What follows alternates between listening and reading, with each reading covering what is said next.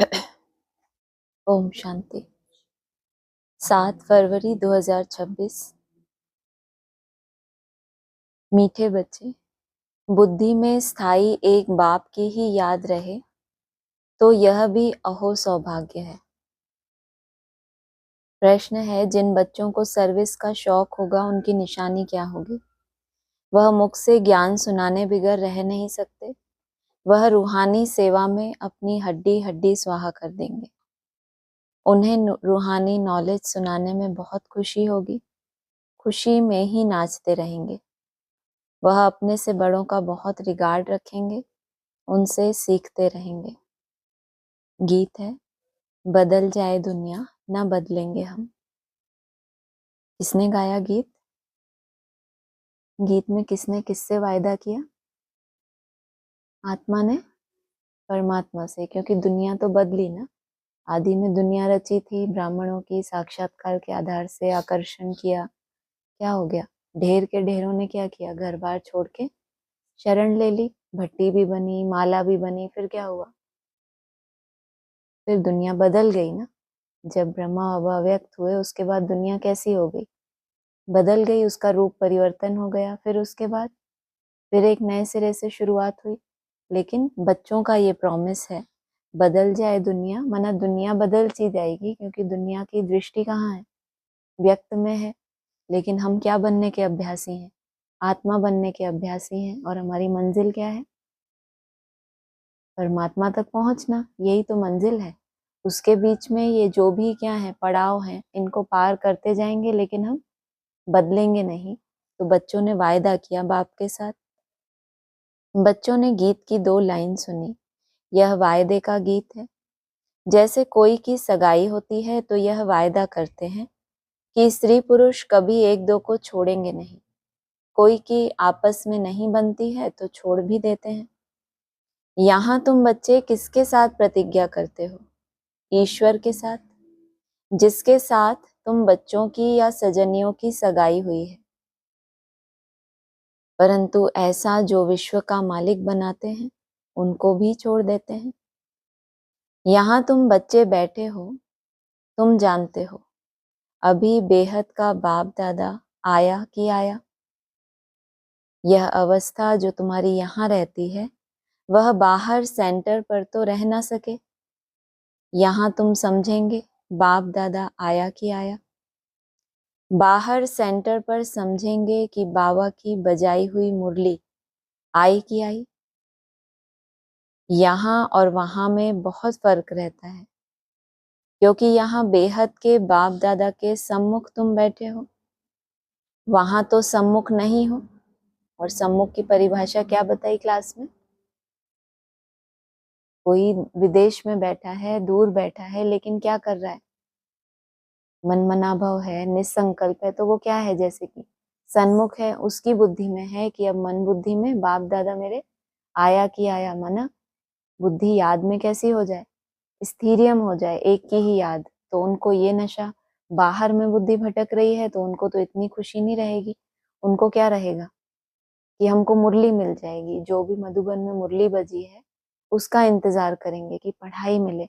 और लक्ष्य क्या है? जो अंदर रह रहे हैं, भ्रुकुटी के बीच में जो अपना जीवन जीने का अभ्यास कर रहे हैं, उनको क्या है कि मन बुद्धि में एक बाप के अलावा और कोई ना रहे। तो वो समय हमारा आया कि आया। वहां तो सन्मुख नहीं हो, चाहते हैं सम्मुख जाकर मुरली सुने।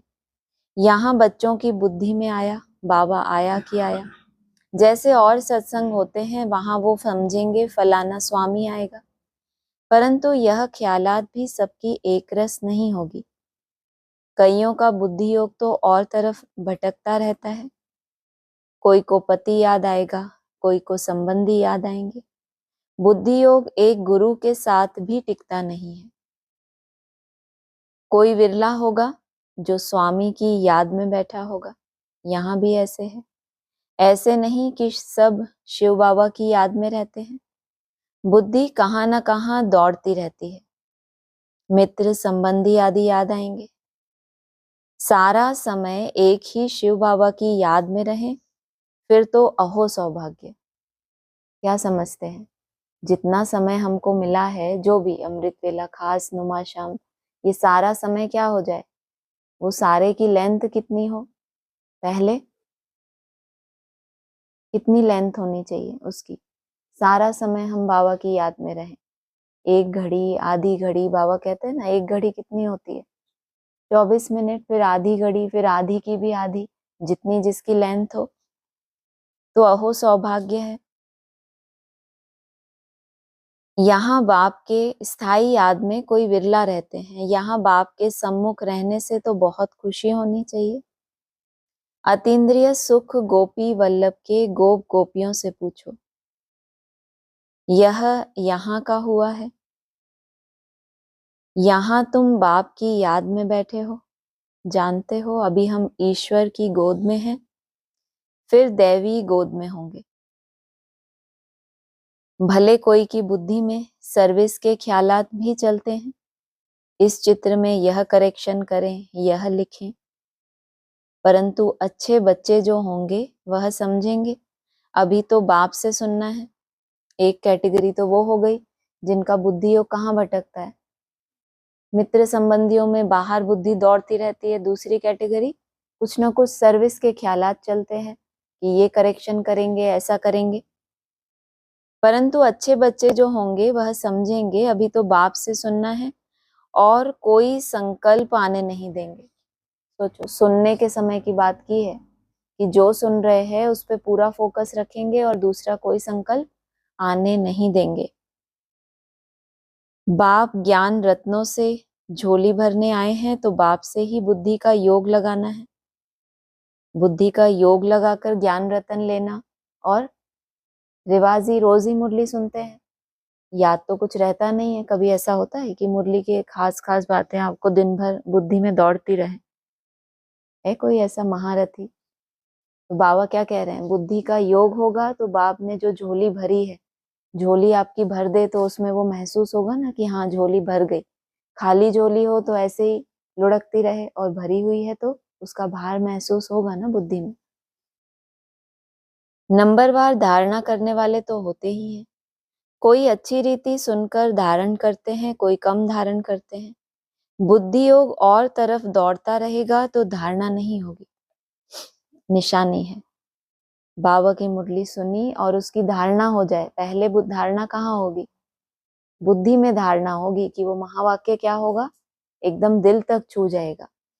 और कोई कम धारण करते हैं, बुद्धि योग और तरफ दौड़ता रहेगा तो धारणा नहीं होगी, कच्चे पड़ जाएंगे। 1-2 बारी मुरली सुनी, धारणा नहीं हुई तो फिर वह आदत पक्की होती जाएगी। सोचो कितना बड़ा पॉइंट है ये, साधारण लगता है या खास लगता है? 1-2 बारी की बात की है, सालों से ब्राह्मण मुरली सुन रहे हैं ना। बाबा ने क्या बोला, क्या बोला?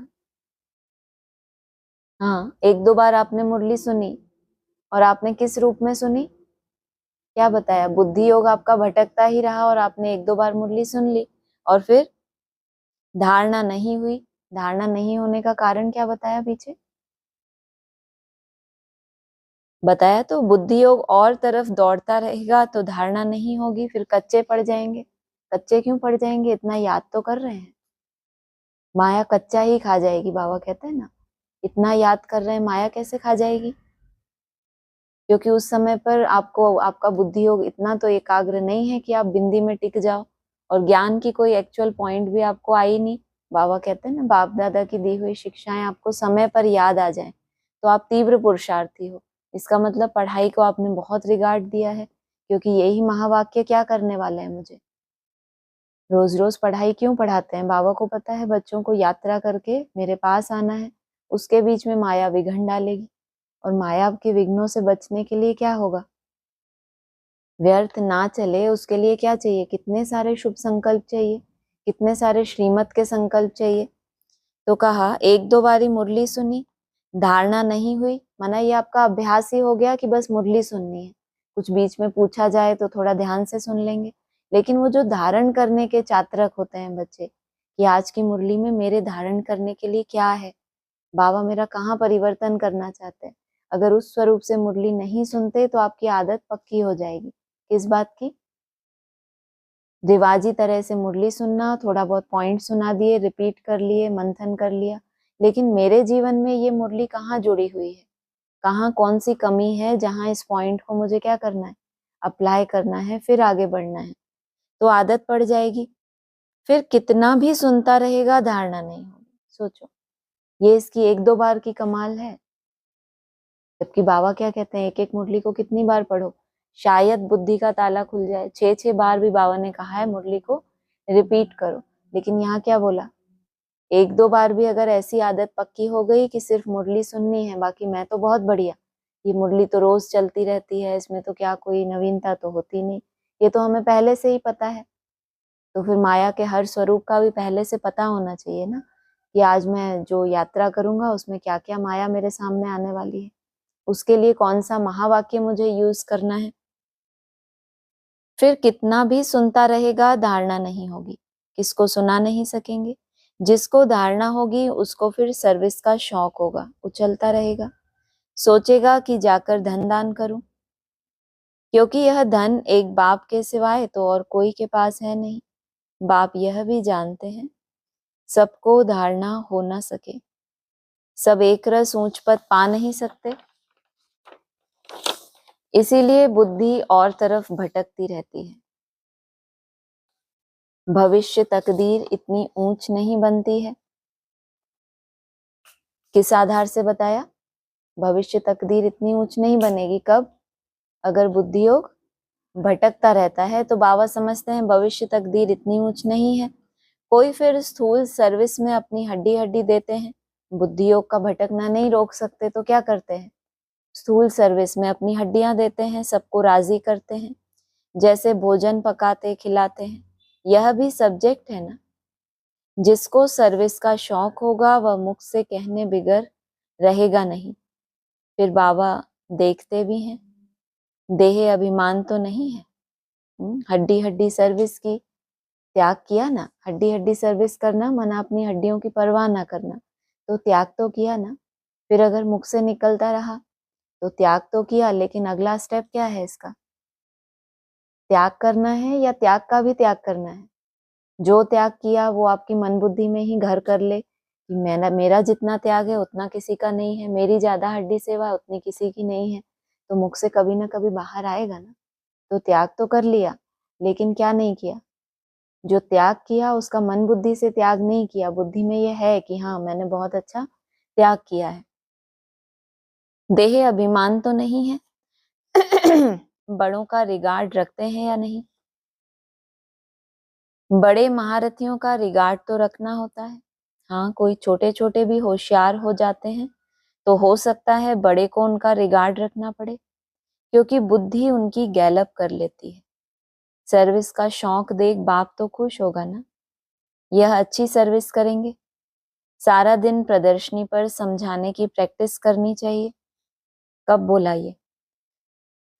ऊपर बात क्या चल रही थी? बुद्धि योग की बात चल रही थी। बाबा देखते हैं कि इनका बुद्धि योग भटकता रहता है, तो भविष्य तकदीर इतनी ऊंच नहीं है, तो फिर क्या करें? स्थूल सेवा में हड्डियां दें, फिर प्रदर्शनी पर समझाने में की प्रैक्टिस रखें। प्रजा तो ढेर बनती है ना, और तो कोई उपाय है नहीं। सूर्यवंशी चंद्रवंशी राजा रानी प्रजा सब यहाँ बनते हैं। कितनी सर्विस करनी चाहिए। बच्चों की बुद्धि में यह तो है कि अभी हम ब्राह्मण बने हैं।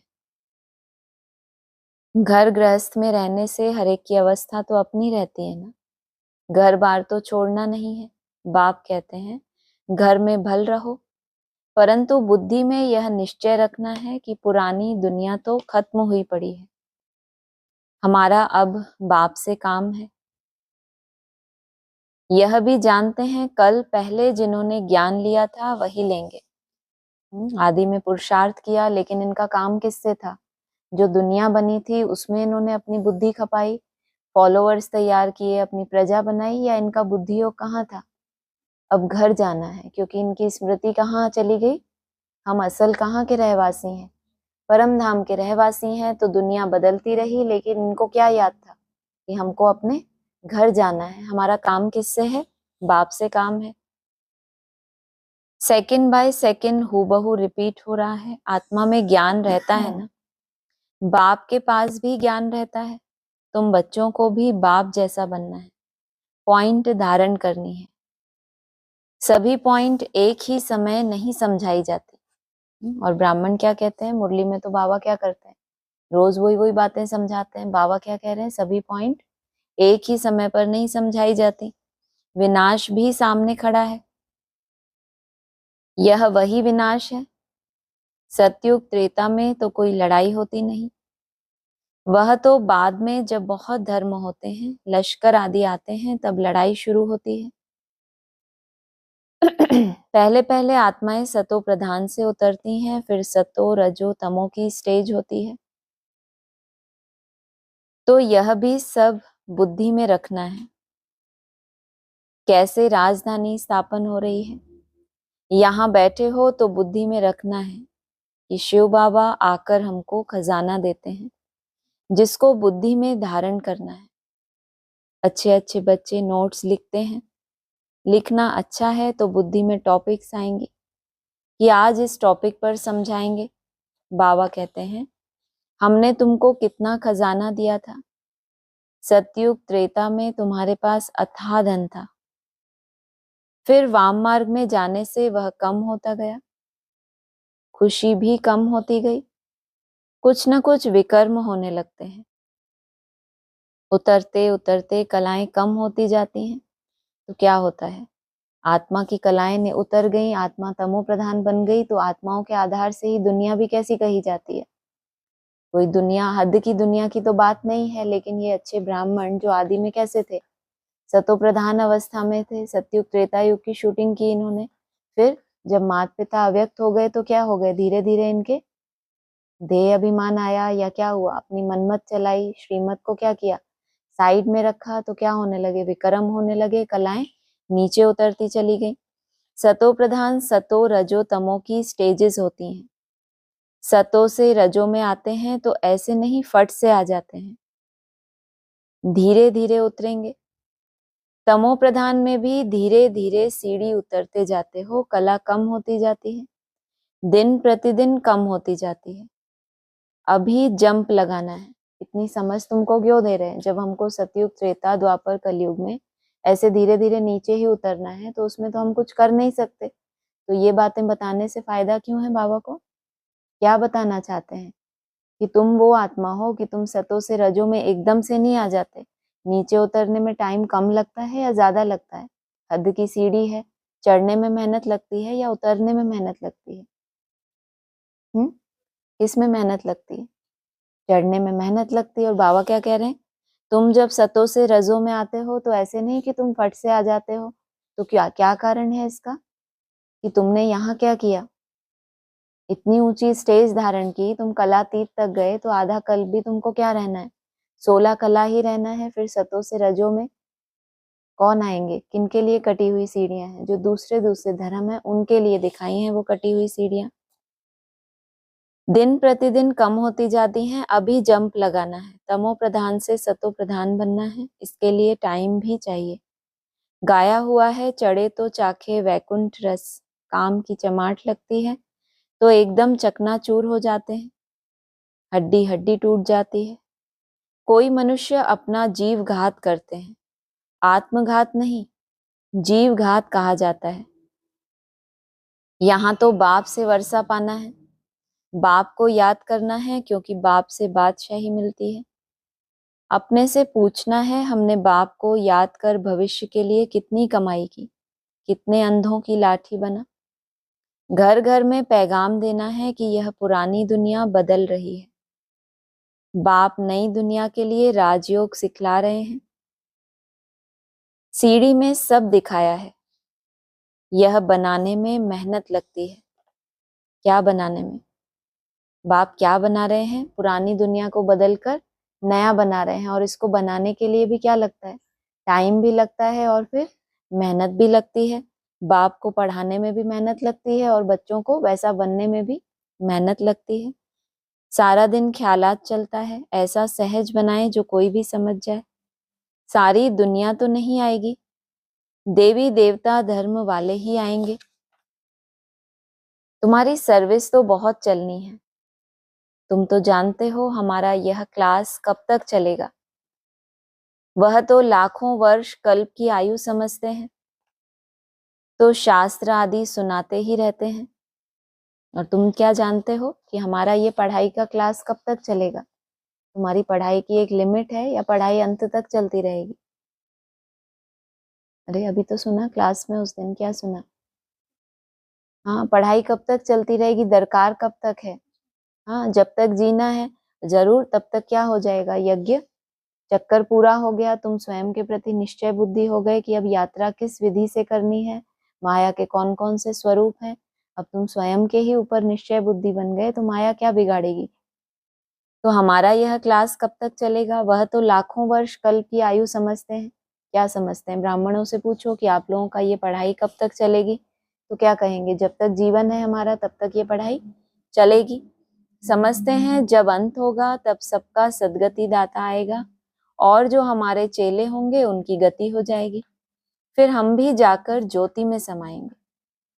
कितना सुंदर स्वप्न है, अच्छा लगता है ना। क्या होगा, हम पढ़ रहे हैं और जब अंत आएगा तो कौन आएगा, हमारा सदगति दाता आएगा। और वो क्या होगा, जो भी हमारे फॉलोअर होंगे इन सब की क्या होगी, गति हो जाएगी। आया कौन है, सदगति दाता, लेकिन होनी क्या है हमारी, गति। क्योंकि अपने अपने धर्म है, अपनी अपनी धारणाएं हैं, कुछ हिसाब किताब रहे हुए हैं, तो चुकतू करने के लिए पहले क्या चाहिए, गति चाहिए।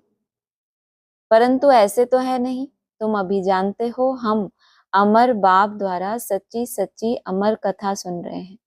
तो अमर बाप जो कहते हैं वह मानना भी है। सदगति दाता कहा ही कब जाए, सदगति माना आत्मा की गति हो गई और फिर साथ साथ शरीर भी हो तो क्या कहेंगे, सदगति। तो अमर बाप तुमको क्या सुना रहे हैं, सच्ची सच्ची अमर कथा सुना रहे हैं। तो अमर बाप जो कहते हैं वह मानना भी है। सिर्फ कहते हैं मुझे याद करो पवित्र बनो, नहीं तो सजा भी बहुत खानी पड़ेगी, पद भी कम मिलेगा, सर्विस में मेहनत करनी है। जैसे दधीची ऋषि का मिसाल है, हड्डियां भी सर्विस में दे दी। अपने शरीर का भी ख्याल ना कर सारा दिन सर्विस में रहना, उनको कहा जाता है सर्विस में हड्डियां देना। सारा दिन क्या करना, और सर्विस भी कौन सी बताई थी, रूहानी सर्विस में क्या करना, अपनी हड्डियां दे देना। एक तो होता है मांस, वो तो कितना ऊपरी देहभान होता है, लेकिन कहते हैं ना हड्डियों में भी, रग रग में क्या समाया हुआ है, देहभान, वहां तक भी उसकी चेकिंग करके उसको क्या करना। इस याद की यात्रा में जो हड्डी संस्कार हैं, जो कड़े संस्कार हैं, उनको भी क्या करना, स्वाहा कर देना। एक है जिस्मानी हड्डी सर्विस, दूसरी है रूहानी हड्डी सर्विस। रूहानी सर्विस वाले रूहानी नॉलेज ही सुनाते रहेंगे, धन दान करते खुशी में नाचते रहेंगे। दुनिया में मनुष्य जो सर्विस करते हैं वह सब है जिस्मानी, शास्त्र सुनाते हैं, वह कोई रूहानी सर्विस तो नहीं है। क्यों, जबकि रूह को तो राहत मिलती है, भगवान की उसमें महिमा है, मुरलियों में क्या है, बाप की महिमा है। लेकिन बाबा ने क्या कहा, अमर बाप जो कहते हैं वो मानना है। वो क्या कहते हैं, सिर्फ मुझे याद करो और पवित्र बनो। अगर ब्राह्मण केवल यही अनुभव सुनाते रहें तो कहेंगे रूहानी सर्विस। रूह का परिवर्तन किससे होगा, रूह का पतन किससे हुआ, हाँ, नेकों के संग से। तो भी और क्या आया उसमें, एडिशन क्या हो गया, रूह के पास विस्मृति हुई। पहले रूह कैसी थी, स्वयं की स्मृति में थी, फिर वो क्या हुआ, स्वयं को देह समझते समझते विस्मृति में चली गई।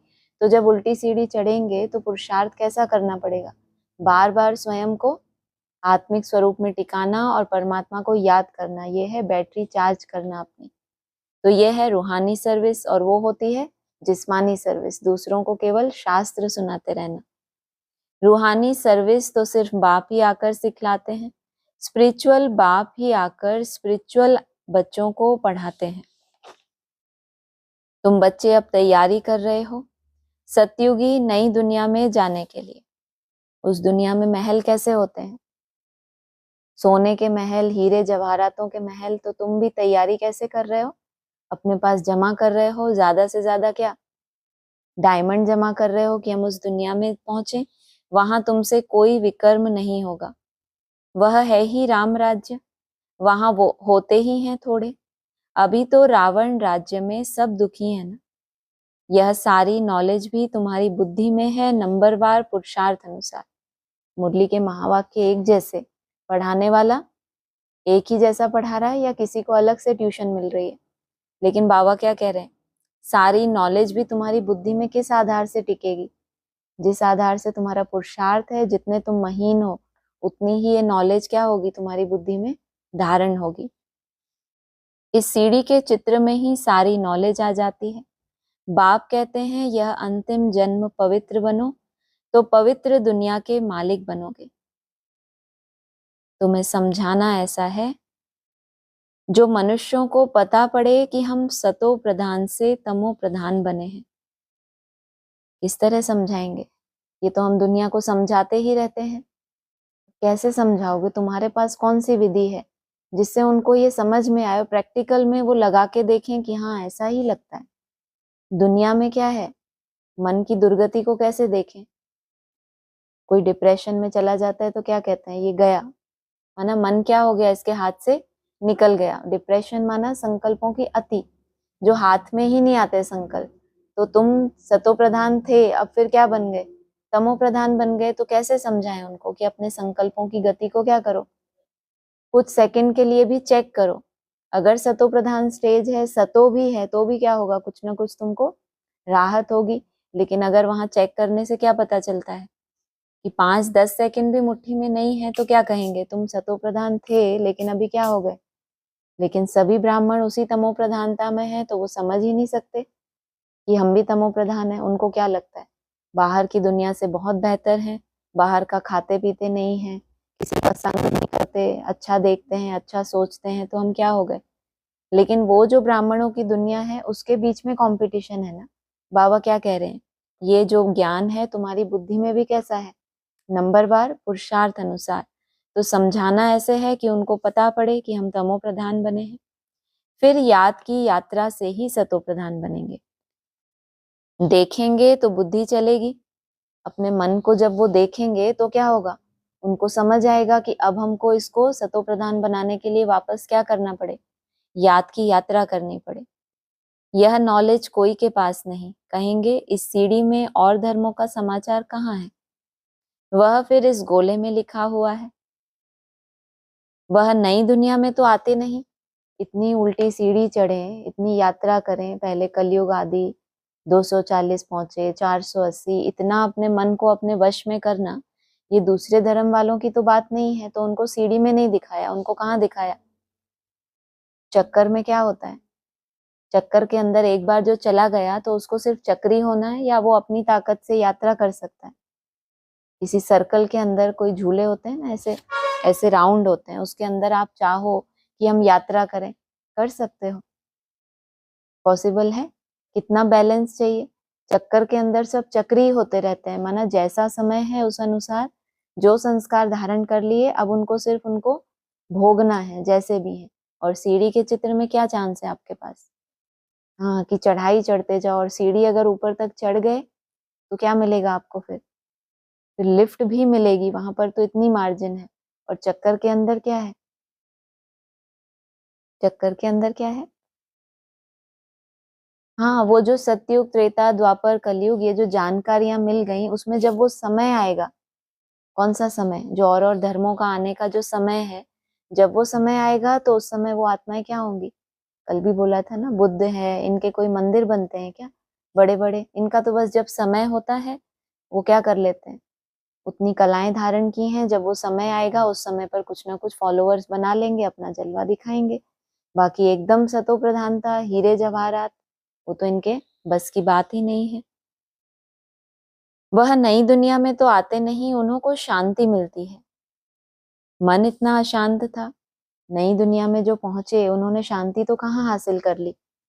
उनको लक्ष्य क्या मिला था कि इसी नरक के बीच में रहते हुए हमें कहाँ टिकना है, हमें उस शांति की अवस्था में टिकना है।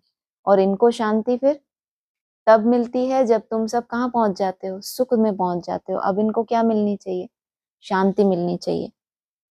इन चित्रों से सॉरी, भारतवासी ही स्वर्ग में थे ना, बाप भी भारत में आकर राजयोग सिखाते हैं। इसीलिए भारत का प्राचीन योग सब चाहते हैं। विदेशी भी कहाँ भाग कर आते हैं योग सीखने के लिए, अभी भी दुनिया में चल रहा है ना। क्या उनकी बुद्धि में ये बीज पड़ा हुआ है कि एक्चुअल स्वर्ग की स्थापना क्या कहाँ हुई थी? हम गाते तो हैं हेवन था, पैराडाइज था, जन्नत था, लेकिन हम वहां नहीं थे, ये भी जानते हैं। लेकिन जिन्होंने दूर से भी उस जन्नत को जान लिया कि वहां पे ऐसी ऐसी आत्माएं होती हैं, उनकी ये अवस्था होती है कि वो अपने एक संकल्प से क्या कर सकती हैं, परिवर्तन कर सकती हैं किसी का भी दूर बैठे। तो उन्होंने समझा है। लेकिन भारत में ही राजयोग सिखाते हैं, इसीलिए भारत का प्राचीन योग सब चाहते हैं। इन चित्रों से वह खुद भी समझ जाएंगे बरोबर, नई दुनिया में सिर्फ भारत ही था। अपने धर्म को भी समझ जाएंगे। इतनी अच्छी नई दुनिया की इनको परिभाषा मिलेगी कि अगर ये स्टेज है तुम्हारी तो तुम कहाँ के हो? नई दुनिया के हो। अगर ये नहीं है तो कहाँ जाओ? अभी नीचे की दुनिया में जाओ वापस, और वहां क्या करो?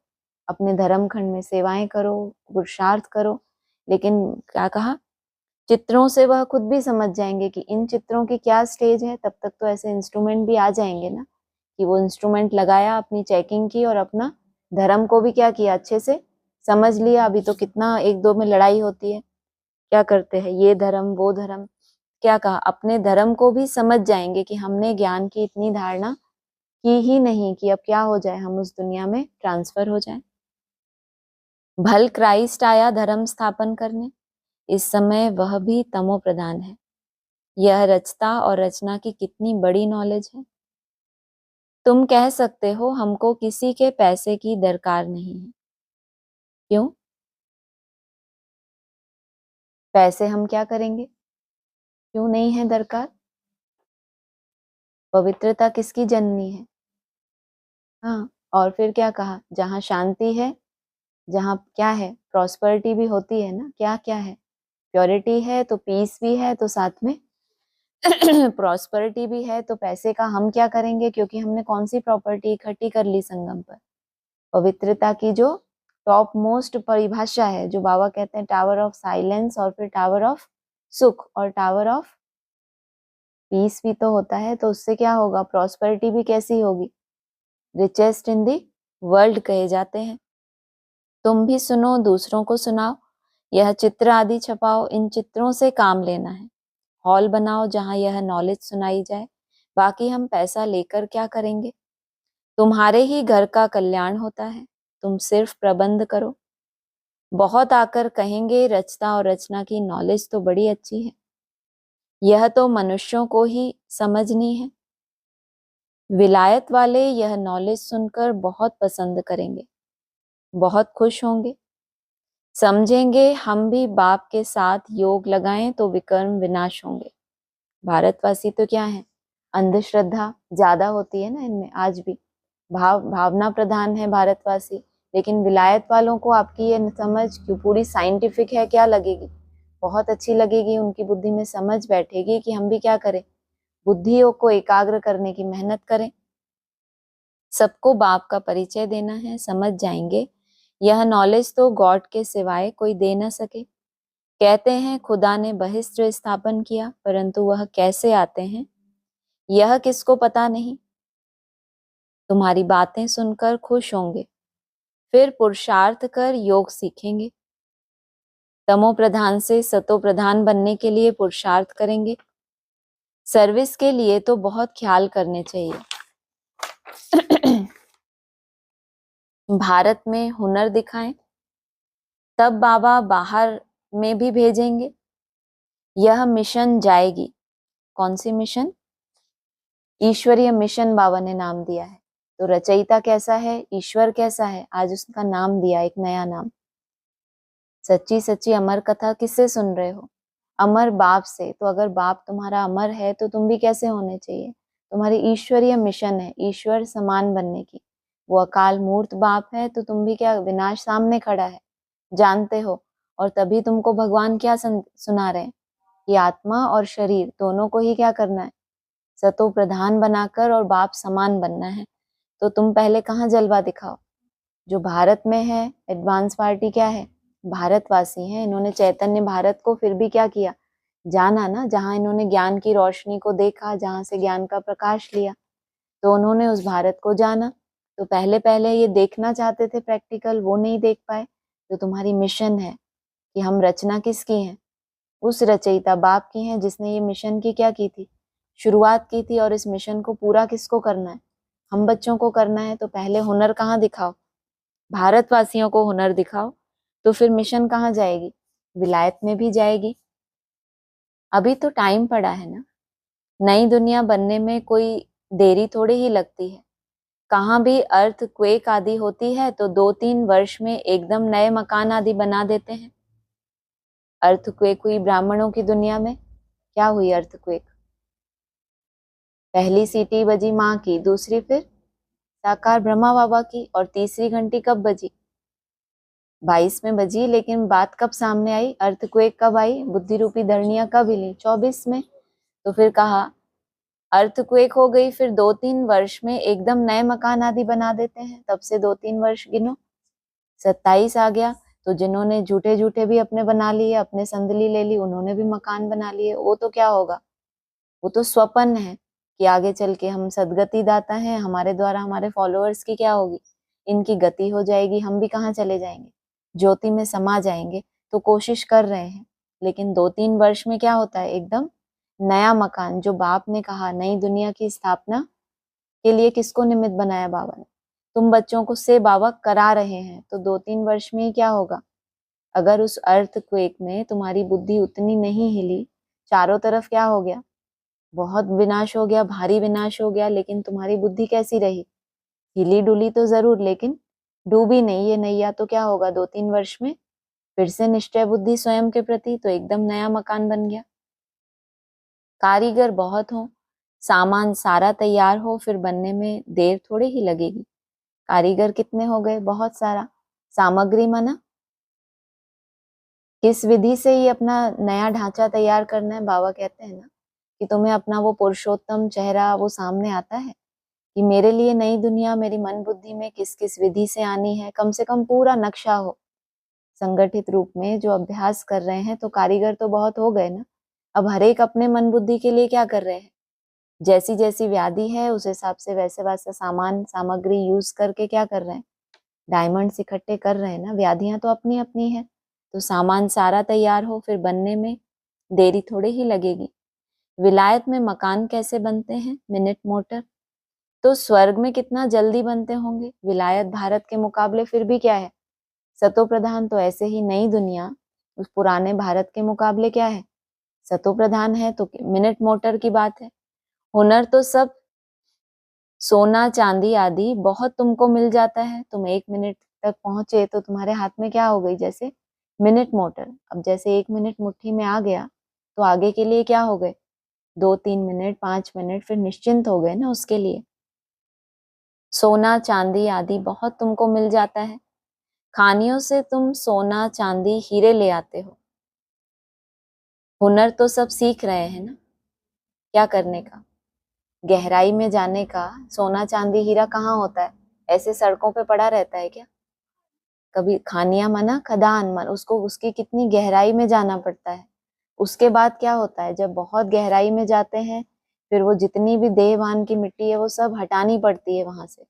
औजार तो लगते हैं ना, कारीगर भी ऐसे चाहिए, क्या हालत हो जाती है कारीगरों की।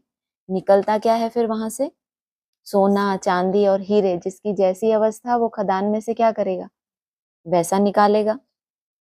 हुनर तो सब सीख रहे हैं ना, साइंस का कितना घमंड चल रहा है। यह साइंस फिर वहां काम में आएगी, यहाँ सीखने वाले फिर दूसरा जन्म वहां ले यह काम में लाएंगे। साइंस वाले भी इतनी जो मेहनत कर रहे हैं, ये भी तुम्हारी दुनिया में क्या करेंगे, बहुत काम आएंगे बाबा ने कहा, लेकिन दूसरा जन्म लेकर संस्कार ले जाएंगे और फिर वहां तुम्हारी दुनिया में नई नई इन्वेंशन करेंगे। उस समय तो सारी दुनिया नई हो जाती है, रावण राज्य खत्म हो जाता है, 5 तत्व भी कायदे मुजीब सर्विस में रहते हैं, स्वर्ग बन जाता है, वहां कोई ऐसा उपद्रव नहीं होता।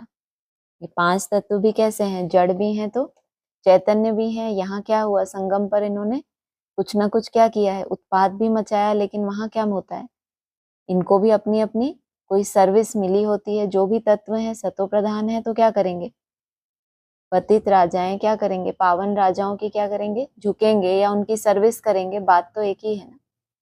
स्वर्ग बन जाता है, वहां ऐसा कोई उपद्रव नहीं होता, रावण राज्य ही नहीं, सब सतो प्रधान है।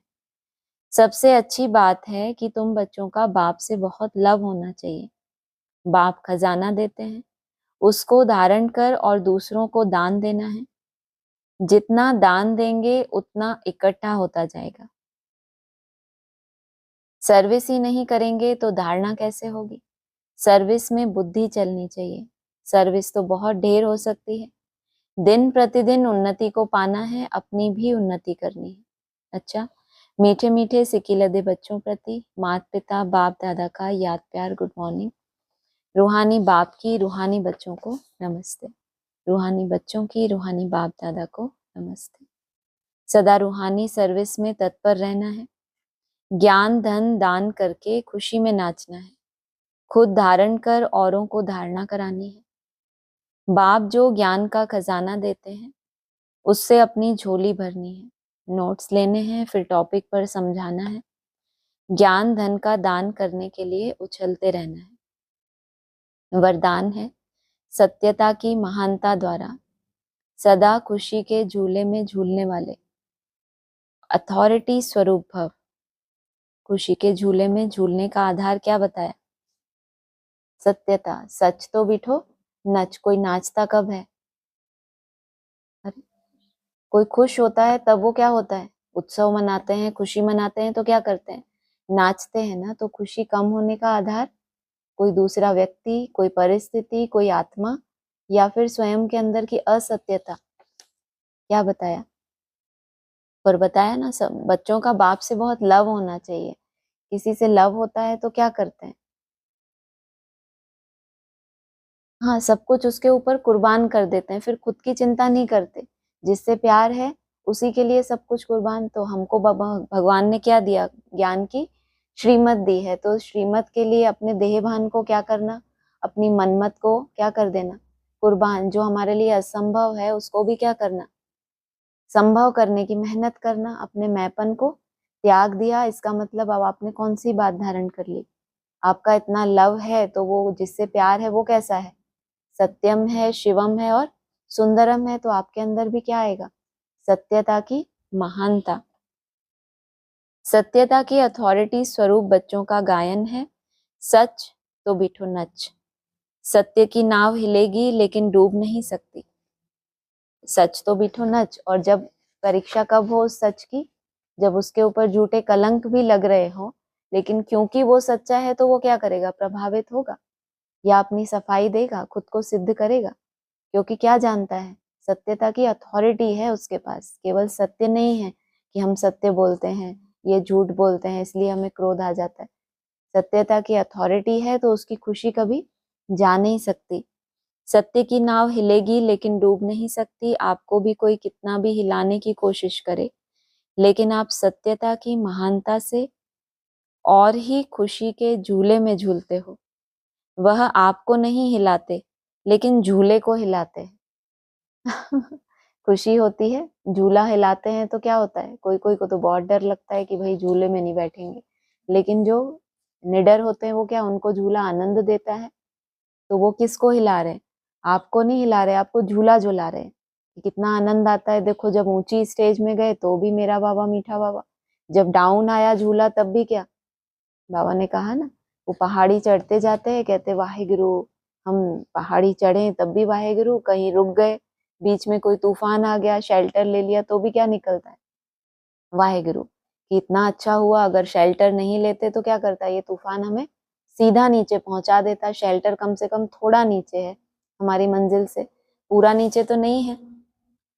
तो कोई कितना भी हिलाने की कोशिश करे, लेकिन आप सत्यता की महानता से, नहीं तो वो गीत चला ना, बदल जाए दुनिया ना बदलेंगे हम। बाबा ने दो अर्थ बताए इसके, कि सारे ब्राह्मण भी एक तरफ हो जाएं, हमने जो संकल्प कर लिया हम नहीं बदलेंगे।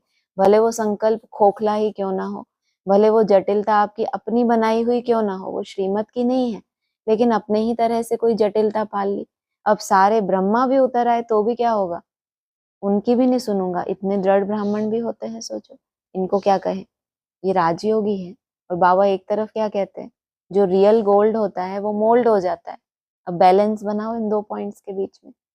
सत्यता की महानता वाला कभी कोई कितना भी हिलाए कभी हिलेगा नहीं, और फिर रियल गोल्ड क्या करता है, खुद को मोल्ड कर लेता है। जैसा व्यक्ति जैसी परिस्थिति, वो क्या करता है, खुद को अंदर से नहीं हिल रहा, लेकिन मोल्ड किस हिसाब से हो रहा है, उस आत्मा को संतुष्ट करने के लिए क्या हुआ, झुक गया। तो क्या झुक गया, माना ऊपर से नहीं झुक रहा, लेकिन अंदर में अगर सच्चाई है तो उसकी खुशी कोई ले सकता है।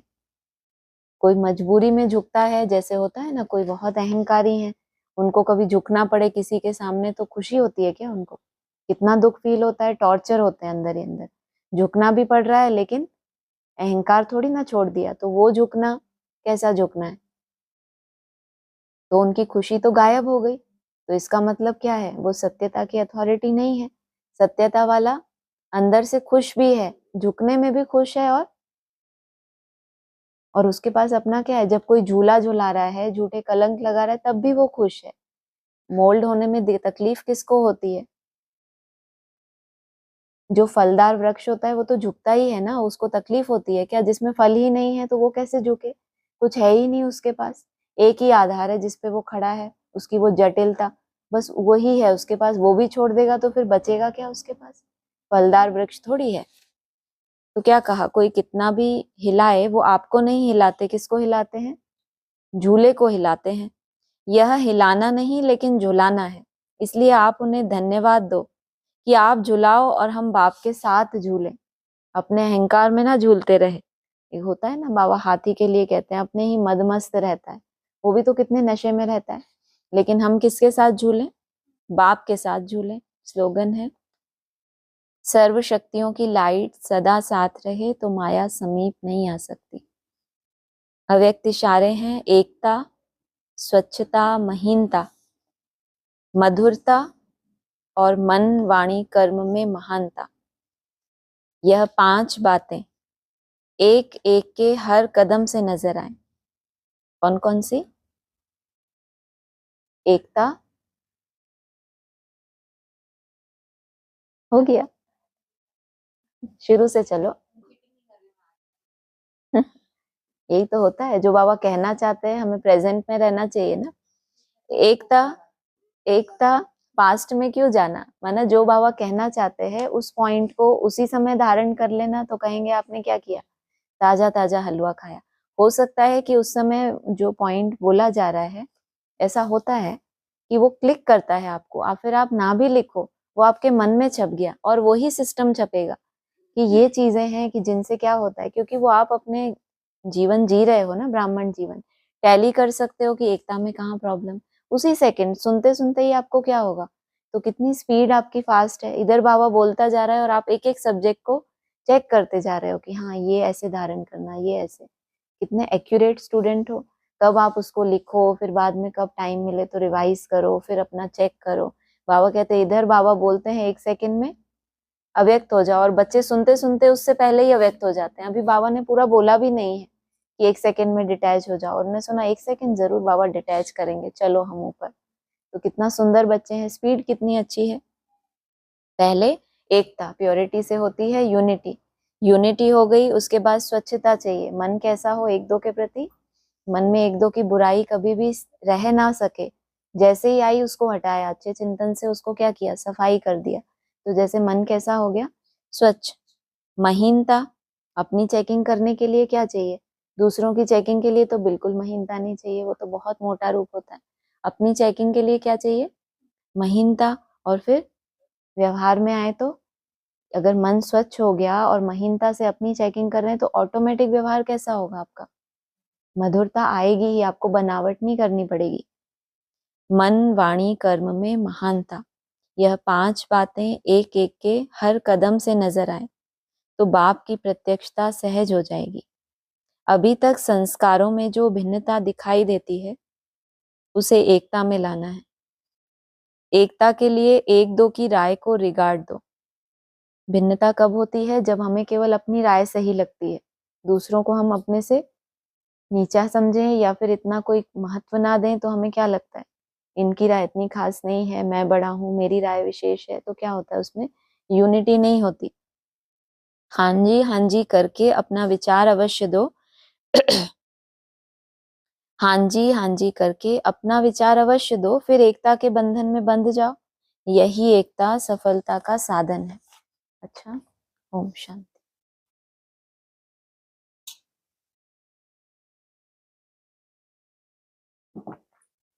ऑनलाइन किसी का कुछ है? ओम शांति। ओम शांति। पहले तो आज का वरदान मतलब बहुत ही अच्छा था। हाँ बिल्कुल। और आपने जो समझाया कि वो हमें नहीं हिलाते, झूले को झुलाते हैं, हाँ तो वो बिल्कुल। वाला हमें अपनी जब चेकिंग करने को मिलती है, जैसे कोई झूले में बैठा है, तो झूले में और कुर्सी में कोई अंतर ही ना हो, लेकिन आनंद तो तब आए जब ऊंची स्टेज में है, तो खुश होता ही है। बैक चला गया तो भी उसकी खुशी नहीं जा रही, फिर आगे जाने की मेहनत कर रहा है, फिर पीछे जा रहा है, तो उस अवस्था में खुशी ज्यादा होती है।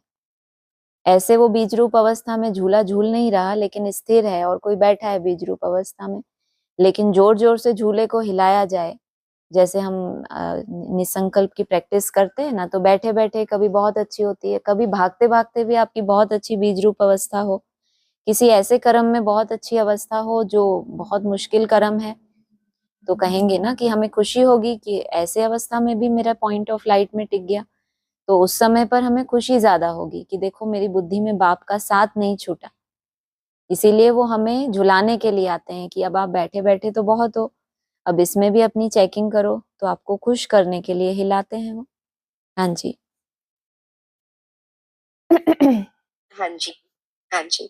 और वो वाला पॉइंट था ना, बहुत ही सुंदर, कि एक दो बारी मुरली सुनी, धारणा नहीं हुई, तो फिर आदत पक्की हो जाएगी। बहुत बड़ी बात है ये, इसका अगर अच्छे से चिंतन किया जाए कि किसी भी मतलब एक संस्कार बाबा बता रहे हैं कैसे बनता है। सुनने का भक्त कैसे बनते हैं हम, नेमीनाथ कैसे बनते हैं, ज्ञानी तू आत्मा बच्चे कैसे बनते हैं। किसी के लिए ये मुरली केवल एक शास्त्र की तरह है, बाबा कहते हैं ना गीता पढ़ देते हैं, किसी के लिए मुरली एक लेटर है, उसके प्रियतम का लेटर आया है, तो कितना उमंग से वो मुरली, तो सारे ही संस्कार हम यहाँ धारण कर रहे हैं। मतलब कितनी बड़ी बात है कि एक दो बार भी अगर आपकी ऐसी ही आदत पड़ गई, तो फिर वो आदत आपकी पक्की हो जाएगी, क्योंकि खराब आदतें बहुत जल्दी पकड़ती हैं, क्योंकि आत्मा अभी नीचे की स्टेज में है ना, तो तमो प्रधान आदतें बहुत जल्दी पकड़ती हैं। तो मुरली भी जब सुनकर जाते हैं तो पल्ला झाड़ के ही जाना। अगर पल्ला झाड़ के गए, आपकी बुद्धि में कोई भी मुरली का महावाक्य आपको ऐसा नहीं लगा कि इसके ऊपर मैं थोड़ी भी मेहनत करूंगी आज या करूंगा, तो इसका मतलब आप पल्ला झाड़ के उठ के चले गए, जो भी कुछ सुना वो वहीं का वहीं रह गया, आपकी बुद्धि में कुछ भी धारण होके नहीं गया। तो कहेंगे कि अगर ऐसी ही आदत पक्की हो गई, तो देखो फिर सालों से ब्राह्मण सुन रहे हैं, पॉइंट्स को रिपीट करते हैं, लेकिन उनसे आप पूछो कि ये लाइफ में कैसे आपके आया। ऐसे भी ब्राह्मण हैं जो हर दिन अपने लिए होमवर्क लेते हैं, ऐसे सब एक जैसे नहीं होते, नंबरवार हैं। उनके जीवन में जब आप अनुभव सुनेंगे, तो आपको उस मुरली के महावाक्य की वैल्यू पता चलती है। तो सोचो कितने साधारण महावाक्य हैं, आपने जब अपने जीवन में उनको धारण किया और आपको जो अनुभव हुआ, उस अनुभव से दूसरों की सेवा हुई। बाकी जब वो मुरली पढ़ रहे थे तब उनको इतना नशा नहीं चढ़ा, लेकिन उनको जब ये दिखा कि ऐसे ऐसे धारण करके इनके जीवन में ये परिवर्तन आ गया, तो उनका जीवन भी बदल जाता है आपके प्रैक्टिकल जीवन से। तो आप मास्टर ज्ञान के सागर बन गए। बाप तो है ही ज्ञान का सागर। इन 2-3 पेज की मुरली में भी कितनी गहराई है, अभी तो हमने भी पूरा इसको नहीं समझा, लेकिन बहुत गहराई है, ज्ञान का सागर है। लेकिन थोड़ा भी जितना आपको अपने जीवन में धारण करने की मेहनत करते हो, और फिर जो आपका प्रैक्टिकल जीवन का वो हिस्सा बन जाता है, उससे जो सेवा होती है वो सिर्फ सुनने सुनाने से नहीं होती। तो ईश्वर के दिए हुए ज्ञान के भी लिए भी आप प्रैक्टिकल मूर्ति बन गए। लेकिन अगर रिवाजी तरीके से मुरली सुनी आपने, रिस्पेक्ट नहीं दी मुरली को कि ये किसके महावाक्य हैं, तो फिर कितना आगे, फिर ये भी वरदान दे दिया, फिर कितना भी सुनता रहेगा धारणा नहीं होगी। वो समझे आगे चल के मुझे मुरली की वैल्यू पता, आगे चल के ऐसा होगा, वो कितना भी सुनता रहेगा, क्योंकि अब वो आदत पक्की हो गई है, उस मुरली से कोई रस कभी मिला ही नहीं है उनको। हाँ जी, हाँ जी, ये बहुत बड़ी बात है। और बिल्कुल। हमें चाहे मुरली रोज हम सुनते हैं, लेकिन एक चीज भी अगर हमने उस दिन हमने एक पॉइंट भी माइंड में रख लिया और धारणा की, वो फिर हेल्प करेगा हमको बहुत। बिल्कुल, पूरी बिल्कुल। मुरली सुनते सुनते जो हम अपने डेली लाइफ से उसको टैली कर पाए कि बाबा ये मेरे जीवन में अभी मेरा जो पुरुषार्थ है उसके लिए मुझे क्या शिक्षा देना चाहते हैं। तो जितना आप चातरक होंगे उतना वो बूंद जो है, ज्ञान की बूंद है, वो आपकी बुद्धि में जरूर टच होगी कि आज का मेरे लिए बाबा का ये डायरेक्शन है। हाँ जी। हाँ जी, हाँ जी। और ये आया ना कि उतरते उतरते कलाएं कम होती जाती हैं। सतो बिल्कुल। प्रधान, सतो रजो तमो की स्टेजेस होती हैं। तो ये जो बातें हैं, ये जैसे अब यहाँ पर हम जो भी बात करते हैं, जब भी बाबा दुनिया की बात करते हैं कि दुनिया वाले ये, तो हम हम्म। ब्राह्मणों की दुनिया को ही देख, हम्म। हम दुनिया को नहीं देख रहे। जैसे जब कलाएं कम हो गई तो दुनिया भी तो गिरती आ रही है, लेकिन बिल्कुल। हम अभी सिर्फ ब्राह्मणों की दुनिया को देख रहे। तो ये किसकी बात है और कब की बात है? ये अभी हम ब्राह्मणों, क्योंकि बाहर की जो सृष्टि है उसके भी आधार मूर्त तो ब्राह्मण है ना, जो बाप के शुरुआती जिनसे सृष्टि की शुरुआत हुई या उस सृष्टि में जन्म लेकर जो आत्माएं आई, उनसे ही तो शुरुआत हुई है। तो वो ही हर स्टेज में बाकी की सृष्टि को प्रभावित करती आई हैं। तो यहाँ भी बोला कि जो फाउंडेशन वाली आत्माएं थी आदि की, वो तो गुप्त हो गई। कल भी बोला, ना शिव बाबा को जानते हैं ना इन लक्ष्मी नारायण की तिथि तारीख को जानते हैं, ये तो गुप्त हो गए फाउंडेशन वाली आत्माएं। फिर 47 में जब राज तिलक हुआ ब्रह्मा बाबा का, तब से ये सृष्टि चलती आई ब्राह्मणों की। वो सेवा के आदि रतन थे जो बाद में आए हैं, वो स्थापना के आदि रतन नहीं थे। तो वहां से वो सृष्टि का एक चेंज हुआ। जो सेवा के आदि रतन थे, बाबा ने सेवा का फील्ड शुरू किया जब भारत में आए।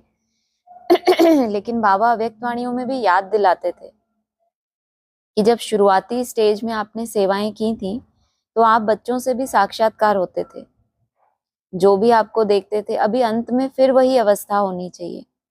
जो आदि की आत्माएं निकली हैं, वो 14 वर्ष जो भी तपस्या हुई, उस आधार से ऐसी पक्की आत्माएं निकली जो अभी तक भी यज्ञ में सेवाएं दे रही हैं। लेकिन अभी सेवा में बिजी होते होते आपका वो स्थिति चली गई, सेवा और स्थिति का जो बैलेंस बनाना था वो चला गया। तो ये बातें तो बहुत बार आती हैं अव्यक्त वाणी में, क्योंकि अव्यक्त वाणी तो ब्रह्मा बाबा के जाने के बाद भी चलती रही है।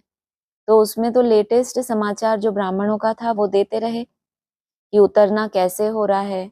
ऐसे नहीं कि अननोइंगली बस वो उतरते चले गए, उनको कुछ पता ही नहीं चला, मम्मा बाबा चले गए तो ऐसा हुआ, नहीं।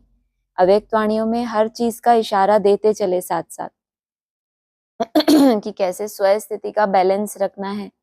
8 घंटे से मुरलियों में फिर उनको 4 घंटे तक भी दिया कि इतना भी करो। 1 घंटा भी कहीं कहीं पर आया है। तो उन ऐसा नहीं है कि इशारा नहीं दिया, फिर भी जो ब्राह्मणों ने उतना अटेंशन नहीं दिया। सबकी बात नहीं है, लेकिन मेजॉरिटी ऐसे होते हैं जो केवल उस ज्ञान, क्योंकि ज्ञान इतना देंगे तो सेवा बढ़ेगी, फॉलोअर्स बढ़ेंगे, मान शान मिलेगा, तो उतरने के यही तो आधार होते हैं। महिमा जो होती है वो देह भान में लाने के लिए काफी है। जन्म जन्मांतर के हमारे संस्कार ही ऐसे हैं। सुखों में हम बहुत आराम से उलझ जाते हैं, शांति के लिए प्रयास करना वो तो बहुत मेहनत का काम है। तो अपनी उस ओरिजिनल स्टेज को छोड़कर हम धीरे धीरे सतो प्रधान सुख से फिर तामसी सुख में चले जाते हैं। तो जैसे कि राजस आ गया ब्राह्मणों की दुनिया में। राजस माना सुख भोगना, भोग विलास में रहना, ये राजस की निशानी है। और फिर उससे भी नीचे कोई कोई तामसी होते हैं, उतरते चले जाते हैं। अगर याद की यात्रा छूटी, अगर स्व स्थिति का पुरुषार्थ नहीं है, तो उतरते चले जाएंगे। और तुम्हारे लिए बोला है कि तुम ऐसे नहीं कि फट से उतरते हो, सतों से रजों में आने में भी तुमको बहुत टाइम लगता है। तुम फट से उतरते नहीं हो। बाप, तुम मेहनत इतनी करते हो यहाँ संगम पर, बाप आकर फट से तुमको चढ़ाते हैं। तो अपनी अपनी गति है ब्राह्मणों की। जैसा यहाँ पुरुषार्थ किया है शूटिंग पीरियड में, जितना स्लो नीचे गए हैं, अपनी अवस्था को उन्होंने कायम रखा अंतिम जन्म तक। उन आत्माओं का नीचे उतरना और जो साधारण है, तो बाबा मुरलियों में हमें ये बताते रहते हैं। हाँ जी। हाँ जी, तो जैसे सारी दुनिया ब्राह्मणों के ऊपर ही, मतलब ब्राह्मणों का जो हाल हो रहा है वैसे ही उनका भी होते जा रहा है, बिल्कुल राइट? तो बिल्कुल। अभी जो दुनिया जो पूरी तरह से गिरती कला में है, दुनिया भी तो स्थूल हद की हाँ दुनिया, तो वो बिकॉज कि ब्राह्मण भी गिर रहे हैं इस वजह से है। हाँ। और इसीलिए फिर बाबा जो आकर याद की यात्रा पे इतना ज्यादा हमको वही यात्रा करवा रहे हैं, तो कुछ ब्राह्मण भी अगर ऊपर उठने लगे, चढ़ने लगे, तो फिर दुनिया भी बेटर होती जाएगी। माना उस नई पुरानी दुनिया के बीच से ही कुछ आत्माओं को निकाल कर बाप नई दुनिया का फाउंडेशन डालते हैं। परिचय सबके पास जाएगा कि ऐसा ऐसा पुरुषार्थ करने से हम भी उस दुनिया में पहुंच सकते हैं। ऐसा नहीं है परिचय नहीं जाएगा। फिर वहां पे जिनको संदेश मिला, कैसी स्थितियां होंगी, परिस्थितियां होंगी, चांस तो सबको मिलेगा भाग्य आजमाने का, तो कानों में आवाज तो जाएगा। फिर जैसी जिसकी हिसाब किताब है अपने अपने, हर एक आत्मा की अपनी तरह की भी यात्रा है, तो नंबरवार है, सबके लिए नहीं कहेंगे, लेकिन कुछ कुछ आत्माएं जरूर उस पुरानी दुनिया के बीच से भी वहां ट्रांसफर होंगी। नरक की दुनिया के बीच उनको स्वर्ग का वर्षा मिलेगा, वरना चारों तरफ ब्राह्मणों की दुनिया में नरक लगा पड़ा है, नर के द्वारा किया हुआ है। भगवान तो बुद्धि में है ही नहीं, लेकिन जो नर हैं, मनुष्य हैं, नारायण का कोई स्वरूप नहीं बने हैं लेकिन नर हैं, तो उनके ही फॉलोअर्स बने हुए हैं, भीतर टिक्कर में भगवान को ढूंढ रहे हैं। उस दुनिया के बीच कोई स्व स्थिति में रहने का पुरुषार्थ करे तो वो जैसे कि नई दुनिया का ही है, आगे चल के वहां ट्रांसफर होगा। तो ऐसे कोई कोई होंगे भी। बाकी बाप उस पुरानी दुनिया में से निकाल कर, जैसे बोला ना, जैसे वो बगीचा होता है तो फूलों को निकाल कर अलग पॉट में रखा जाता है, ऐसे बाबा ने तुम बच्चों को अभी पुरुषोत्तम संगम युग के पॉट में रखा हुआ है, तुमको अलग किया हुआ है। मतलब तुमको ये समझ है कि अभी कौन सा समय चल रहा है, कैसा कैसा मुझे पुरुषार्थ करना है। और हर एक स्टार में अपनी अपनी राजधानी भी है। जो कनेक्टेड आत्माएं होंगी आपसे, जिन्होंने अभी भी, जब से उनको जैसा भी ज्ञान मिला, उन्होंने जितनी अपनी ताकत लगाई है याद के लिए, वो आत्माएं जरूर दोबारा जुड़ेंगी।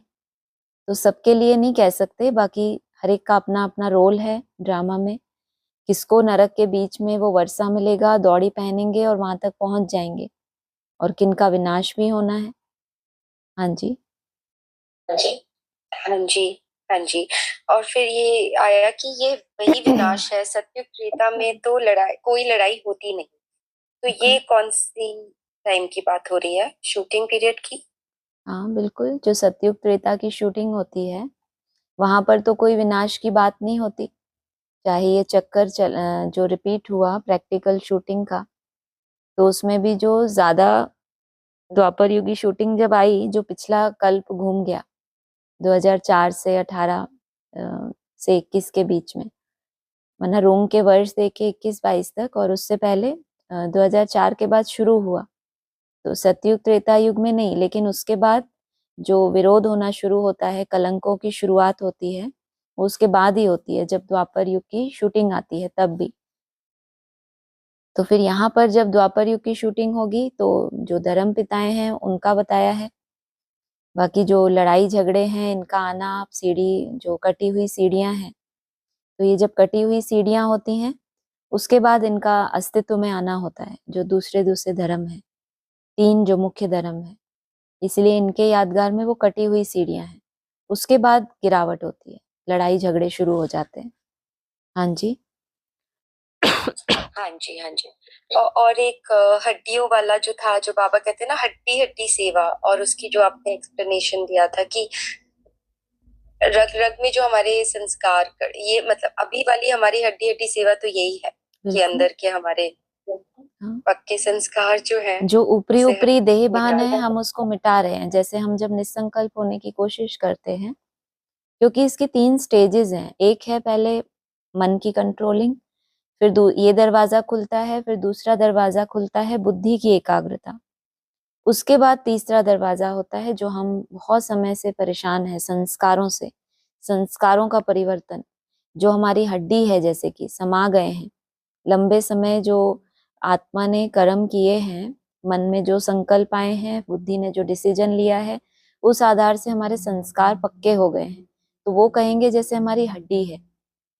तो ये जो हम ऊपरी देह भान को खत्म कर रहे हैं, मैं आत्मा हूँ, शरीर को भुलाने का प्रयास करते हैं, साधारण जीवन जीते हैं, खान पान का त्याग करते हैं, जो भी, ताकि इस शरीर के इंद्रियों से जो अभी तक सुख लिया है उससे कुछ ना कुछ दूर करें इसको, ताकि ये मन उस सुख का भी अनुभव करे कि ये स्थूल सुख ना लेने के बावजूद भी शांति में कैसा सुख होता है, ताकि उसका भी इसको अनुभव हो।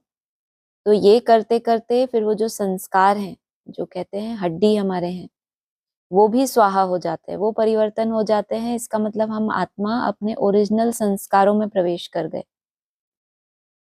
इसलिए कहते हैं ना, कई तरह के संस्कार होते हैं। एक तो हमारे पूर्व जन्म के भी होते हैं, फिर जो कनेक्शन में आए हैं जिन लोगों के, वो भी होते हैं संस्कार। एक पेरेंट्स से मिले हुए होते हैं, वो भी संस्कार होते हैं।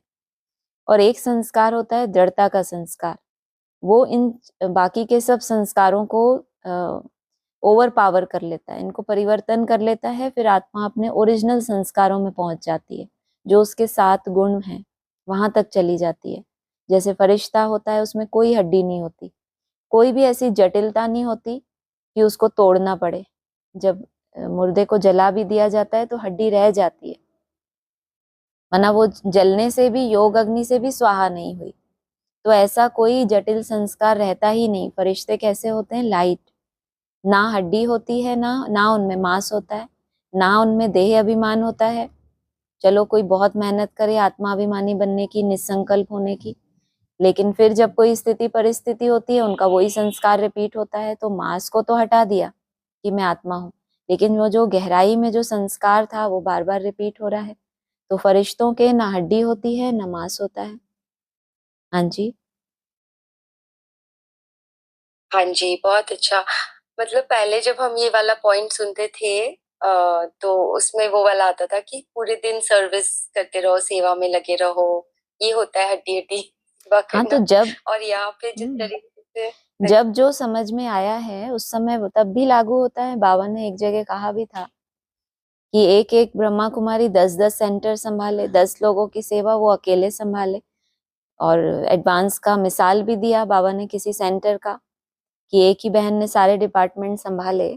तो हड्डी सेवा जितनी भी उनकी बुद्धि में समझ थी, तो एक दृढ़ता ही तो है उनके अंदर, ये संस्कार था। अगर उनको समझ आ गया कि हड्डी सेवा का ये मतलब है कि, क्योंकि हमने भी समझा था, ऐसा तो नहीं कि हम शुरू से यही परिभाषा समझते आए। तो जब हमने समझा तो यही समझा कि जब सेवा करते करते जब तक आपकी हड्डियां नहीं दर्द करती, तब तक नहीं कहेंगे कि आपने कोई हड्डी सेवा की। जब हम यहाँ शुरुआत में समझे तो हमने भी यही समझा कि इतनी सेवा करें कि बस हड्डियों में भी दर्द होने लगे, फिर भी आह ना निकले हमारी, कोई दूसरा हमारी आह ना सुन पाए, इतनी सेवा करनी है। और तब चांस भी मिलता था। अभी तो उतना सेवा का चांस नहीं है। तो उस सेवा में अगर आपने अपना सबूत दिया है कि अपने तन की परवाह नहीं की, जैसे योद्धा होते हैं, चोटें लगती जाती हैं, सेवा करते जाते हैं, युद्ध करते जाते हैं, ऐसे यहाँ भी हैं, अपने तन की परवाह नहीं करते। और जो भी आपको सेवा मिले, कर्मणा मिले, वाचा मिले, थकते नहीं है अगर, तो कहेंगे कि आपने तब भी वो सबूत दिया, अपने तन की परवाह नहीं की। फिर जब आपको रूहानी हड्डी सर्विस का पता चलेगा, तो जरूर आप वहां भी इतनी ताकत लगाएंगे। ये तो आत्मा का एक संस्कार होता है कि उसकी बुद्धि में जो बात बैठ गई, अब उसको प्रैक्टिकल में लाना है। तो वो तो आप उसको हद में जो संस्कार होगा, वही वो बेहद में भी इतनी दृढ़ता से क्या करेगी, अपनी उन हड्डियों को स्वाहा कर देगी। मिसाल ही दधीची ऋषि का देते हैं ना। दधी मतलब दही होता है, तो दूध नहीं, दूध ज्ञान दूध तो कैसा होता है, बहता होता है। लेकिन दही का स्वरूप रहता है जाम किया हुआ। तो अपनी मन बुद्धि को जो जाम कर रहे हैं, तो वो दधीची ऋषि हैं, स्वाहा कर रहे हैं, अपने संकल्पों को जाम कर रहे हैं। इसीलिए दधीची ऋषि का ही मिसाल दिया। अब हमारे लिए ये रूहानी सर्विस है। हाँ जी। हाँ जी, हाँ जी, बहुत सुंदर। तो हम कितने भाग्यशाली है कि हम बिल्कुल जिस्मानी सर्विस भी हमने, मतलब वो वाली चीज को भी समझा, और फिर अब बाबा हमको यहाँ तक लेकर आए। बिल्कुल।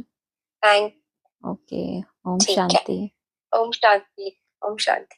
और किसी को कुछ बोलना है?